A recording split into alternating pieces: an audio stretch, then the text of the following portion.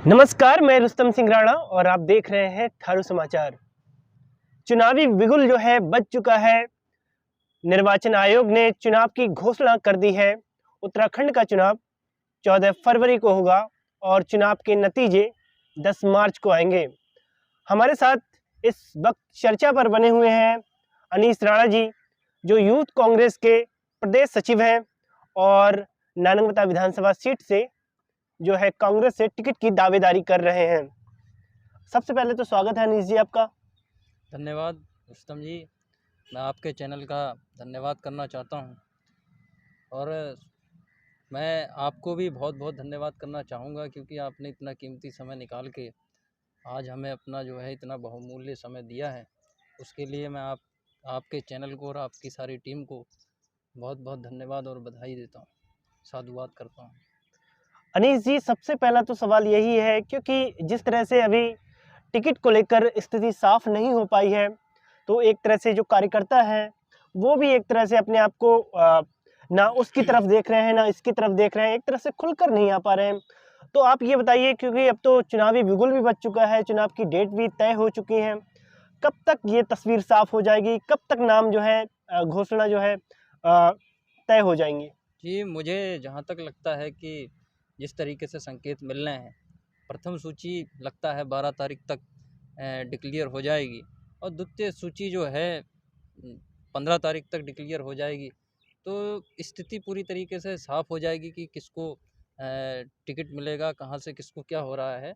पूरी तरीके से हाईकमान जो है 15 तारीख तक मुझे लगता है स्थिति को साफ कर देगा। अच्छा, तो ये हम मानकर चलें कि उस सूची में अनीस राणा का नाम होगा, क्योंकि जिस तरह से भाई कांग्रेस में 3-4 दावेदार हैं, तो ये मानकर चलिए कि क्या आप उस कहने की स्थिति में हैं कि हाँ भाई, नानमता क्षेत्र से जो है मेरा टिकट फाइनल हो रहा है?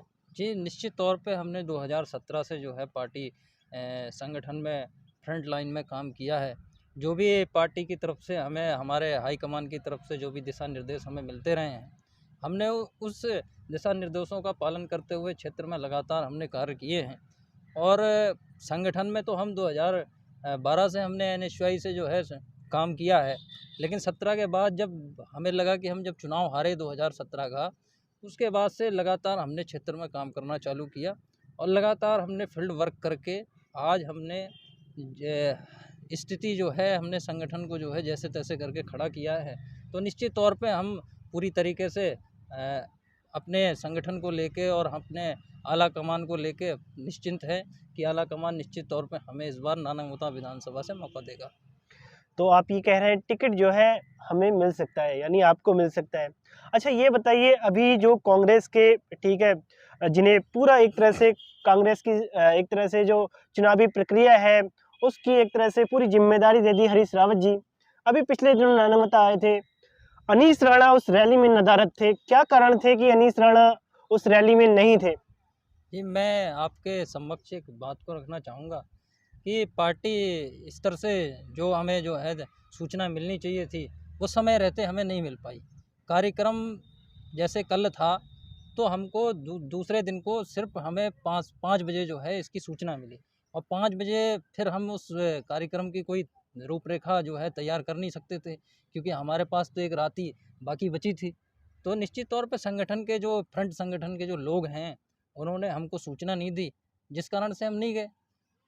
तो क्या ये माना जाए कि भाई प्रदेश सचिव जो हैं यूथ कांग्रेस के, उनको ये ठीक है, पता नहीं चल पाता है कि कौन इतने बड़े नेता आ रहे हैं? मतलब ये थोड़ा बात पची नहीं अनीस जी। देखिए, मैं आपके समक्ष बात रखना चाहूँगा और आपके चैनल के माध्यम से मैं लोगों तक ये बात भी कहना चाहूँगा कि जिस तरीके से हमारे जो हैं पूर्व प्रत्याशी भी रहे हैं, उन्होंने अपने स्तर से कोई कार्यक्रम लिया था शायद, तो जिस कारण से उन्होंने हमें जो है वहाँ बुलाना उचित नहीं समझा। तो इस कारण उन्होंने नहीं बुलाया, क्योंकि उनका शायद ये निजी कार्यक्रम था, जिस कारण से उन्होंने जो है हमको इस मामले में सूचना नहीं दी। अगर ये पूरे सार्वजनिक कार्यक्रम होता, अगर हमको भी सामूहिक कार्यक्रम होता, तो उसमें निश्चित तौर पे जो है हमको वो सम्मिलित करते। उन्होंने अपने स्तर से कोई कार्यक्रम लिया होगा, जिस कारण जो है उन्होंने हमको जो है सूचना नहीं दी और उस कारण हम गए भी नहीं, क्योंकि हम नहीं चाहते थे कि पार्टी के अंदर कोई गुटबाजी का माहौल उत्पन्न हो या फील्ड में या जनता के बीच में कोई ऐसा मैसेज जाए कि पार्टी जो है आपस में गुटबाजी में है या फंसी हुई है, तो किस तरीके से चुनावी माहौल है। तो हम नहीं चाह रहे थे कि पार्टी की कोई छवि धूमिल हो, और निश्चित तौर पे हम उससे हमें कोई नाराज़गी भी नहीं है। ठीक है, अपना उनका कोई निजी कार्यक्रम रहा होगा जिस कारण से उन्होंने जो है हमें बुलाना उचित नहीं समझा। बहरहाल आप ये कहते हैं कि गुटबाजी नहीं थी, लेकिन ये तो साफ दिखता है ना कि कहीं ना कहीं भाई, कहीं ना कहीं वो कम्युनिकेशन गैप हो रहा है। क्योंकि जिस तरह से भाई हरीश रावत जो है एक तरह से जिन्हें पूरी तरह से दिल्ली हाईकमान से ये सौंप दिया गया है कि भाई ठीक है, आप चुनाव करवाइए, और उस तरह से वो भाई अपने जिस तरह से जो उनके साथ के जो कार्यकर्ता हैं, खासकर वो जो अपनी पीढ़ी की बात करते हैं, या फिर थोड़े अब गोपाल सिंह राणा को ही देख लीजिए, ठीक है, जो है ऐसा लग रहा है कि टिकट उनको मिलने वाला है। उस पर क्या कहेंगे आप? जी, निश्चित तौर पे मानते हैं माननीय हरीश रावत जी जन जन के नेता हैं, हमारे कांग्रेस पार्टी के पूर्व मुख्यमंत्री भी रहे हैं और अनुभवी नेता हैं, और हमारे देवतुल्य भी हैं समझो, क्योंकि पार्टी के अंदर चुनाव संचालन समिति के वो अध्यक्ष भी हैं। तो निश्चित तौर पे हम उनका मान सम्मान भी करते हैं। और जिस तरीके से गोपाल सिंह राणा जी की बात करी है, तो उनके विषय में तो हम वैसे भी कुछ नहीं कहना चाहते, वो भी हमारे वरिष्ठ हैं।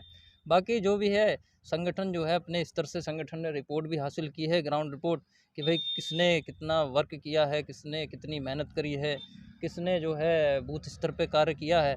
तो निश्चित तौर पे हमें लगता है कि जिस हिसाब से हमने जो है पार्टी संगठन के आगे अपना रिपोर्ट कार्ड दिया है, तो हमें लगता है कि पार्टी इस बार जो है हमें मौका देगी, और हम निश्चित तौर पे नानंगमता विधानसभा सीट को जीत के दिखाएंगे।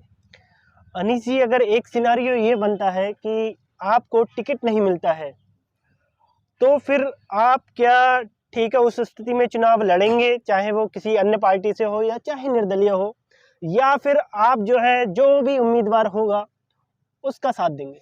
देखिए, निश्चित तौर पे जब 2017 का जब हम चुनाव हारे, तो उसके बाद जो है जिस तरीके से संगठन ने यूथ कांग्रेस के संगठन ने हमें जिम्मेदारी दी, और लगातार उस जिम्मेदारी को हमने निभाते हुए जिस तरीके से फील्ड में कार्य किया है, पार्टी को मजबूती देने के लिए जो हमने काम किया है, और निश्चित तौर पे आज हमने बूथ स्तर पे भी जो मेहनत करी है, तो अगर निर्णय अगर पार्टी किसी और दिशा में भी लेती है, तो भी वो स्वागत योग्य है। लेकिन उससे पूर्व जो है हम सभी अपने जितने भी हमारे फ्रंट संगठन के लोग हैं, या हमारे जो सहयोगी हैं, जो हमारे साथी हैं, जिन्होंने इन 2017 से लेके अब तक जो 5 साल जो है मेरे सहयोगी के रूप में निरंतर जो है जनता के बीच में और अलग-अलग क्षेत्रों में जो है जनसंपर्क में मेरा योगदान दिया है। तो पहले उनसे चर्चा जो है बहुत ज़रूरी है। जो भी मेरे अपने सहयोगी साथी जो भी उस चर्चा में अपनी बात को रखेंगे, निश्चित तौर पे हम उसको मानेंगे। और 2022 का चुनाव है, पहली बात तो मुझे लगता है कि संगठन इस बार मौका देगा। यदि संगठन की तरफ से कोई ऐसी बात अगर कोई रहेगी भी, तो निश्चित तौर पे पहले हम अपने लोगों से इस विषय में चर्चा करेंगे। लेकिन जहाँ तक बात चुनाव लड़ने की है, तो निश्चित तौर पर हमने मन बना रखा है कि 2022 का हम चुनाव निश्चित तौर पर लड़ेंगे। क्योंकि जब हमने बूथ स्तर पे सारी तैयारियाँ कर रखी हैं, तो भई चुनाव तो फिर लड़ना ही लड़ना है। तो हमने मन पूरी तरीके से बना रखा है कि हम निश्चित तौर पे चुनाव लड़ेंगे। एक बात तो आपने स्पष्ट कर दी कि आप चुनाव लड़ने वाले हैं। अच्छा, ये मानिए अगर आपको टिकट मिल जाता है कांग्रेस से और आप जीत भी जाते हैं, तो विधायक बनने के बाद आप कौन सा कदम पहले लेंगे, जिनसे जो आपकी जो जनता है, आप जिसके जनप्रतिनिधि चुने जाएंगे, खासकर नानुदा विधानसभा सीट से, क्या प्राथमिकताएं होंगी आपकी? देखिए, प्राथमिकता रुस्तम जी, हमने जब पूरी फील्ड में जब पूरी तरीके से जब हम निकले, और 2017 से जो हमने इन 5 सालों में जो हमने जनता के बीच में जाके जनसंपर्क जो है अपना साधा है, तो जब जनता के बीच में गए तो सबसे पहले तो हमने रोडें देखी। आज भी 90% रोडें जो है टूटी हुई हैं, और जो रोडें जो बनी है उसमें सिर्फ लीपापोती हुई है। वो भी आज जो है आगे आगे रोड बनती गई, और पीछे पीछे जो उनका हॉट मिक्स जो मटेरियल है वो उखड़ता चला गया है। तो निश्चित तौर पे जो नई रोडें बनी हैं वो भी जो है उखड़ चुकी हैं। तो हम चाहते हैं कि एक हॉट मिक्स जो नारायण दत्त तिवारी जी के ज़माने में जो रोडें बनी थी, जितनी मजबूती से जो बनी थी, जो आज भी जो है उन रोडों को ये बना नहीं पा रहे हैं। तो निश्चित तौर पे हम चाह रहे हैं कि पूरी लगनशीलता के साथ, ईमानदारी के साथ जो है हॉट मिक्स रोडों को मजबूती से बनाया जाएगा। और साथ ही हमारी पहली प्राथमिकता तो ये रहेगी कि हम शिक्षा के क्षेत्र में काम करें। आज भी हम देखते हैं, हमने उस समय भी आपके समक्ष एक बात रखी थी कि हमें कहीं न कहीं डिग्री कॉलेज देखने को नहीं मिल रहा है। और डिग्री कॉलेज की अगर बात भी आई तो वो सिर्फ़ क्या है, फॉर्म मिल रहे हैं विधायक कैंपस कार्यालय में। उसका ये पता नहीं कि कक्षाएँ कहाँ पे लगेंगी। तो इस प्रकार के डिग्री कॉलेज का फ़ायदा क्या है, जो सिर्फ़ चुनावी लुभावने के तरीके से जो है जनता के समक्ष लाए जा रहे हैं। हम चाहते हैं कि एक प्रॉपर तरीके से यहाँ पे डिग्री कॉलेज का निर्माण हो, एक बढ़िया फैसिलिटी के साथ एक भव्य डिग्री कॉलेज की यहाँ पे स्थापना हो। हम उस दिशा की ओर काम भी करेंगे। और जो प्रारंभिक शिक्षा है, जो प्राइमरी स्तर की शिक्षा है, जो सरकारी स्कूल हैं, हम चाहते हैं कि उसको हाईटेक बनाएँ, उसको कंप्यूटराइज़ करें। जो प्रारंभिक शिक्षा है, जो गरीब आदमी है, वो भी अपने बच्चों को जो है एक अच्छी शिक्षा सरकारी स्कूलों में दे सके। तो पहली प्राथमिकता हमारी शिक्षा के क्षेत्र में है कि हम भाई शिक्षा के क्षेत्र में इस चीज़ में जो है सुधार करेंगे। क्योंकि निरंतर हमने देखा है कि ये 10 सालों में जो विधानसभा शिक्षा के क्षेत्र में भी कहीं न कहीं बहुत पिछड़ती चली गई है। उसका कारण ये रहा है कि आज हम अलग-अलग क्षेत्रों में जब गए हैं, तो हम देख रहे हैं हमारे जैसा युवा जो है स्मैक के नशे के आगोश में चला गया है। हम चाहते हैं कि शिक्षा के क्षेत्र में काम करें, उसको शिक्षा की ओर लेके जाएँ। जिस कारण से जो स्मैक रूपी जो दीमक है, जिस तरीके से हमारे जैसे युवाओं को जो है चाटने का काम कर रहा है और जो पीढ़ी को जो है नष्ट करने का काम कर रहा है, तो हम चाहते हैं कि उसको शिक्षा की ओर लेके जाएँ। तो वो कहीं न कहीं प्रॉपर तरीके से या तो रोज़गार की तरफ जो है आकर्षित होगा, या कहीं न कहीं वो अपना जो है कहीं खुद का स्वरोज़गार की तरफ जाएगा, लेकिन वो कहीं न कहीं इस नशे की ओर जो है, कहीं न कहीं प्रभावित नहीं होगा, जिस तरीके से आज की जो विधानसभा स्तर पे हम जो है कंडीशन को देख रहे हैं। कुछ रिक्वायरमेंट है हमारे यहाँ, जब हमने पूरी विधानसभा में घूमा है, तो ग्राम पंचायत स्तर पे एएनएम सेंटर होते हैं। एएनएम सेंटर की भी रिक्वायरमेंट है। कम से कम 15 नए एएनएम सेंटर की भी स्थापना नानंगमता विधानसभा के अंदर होनी है।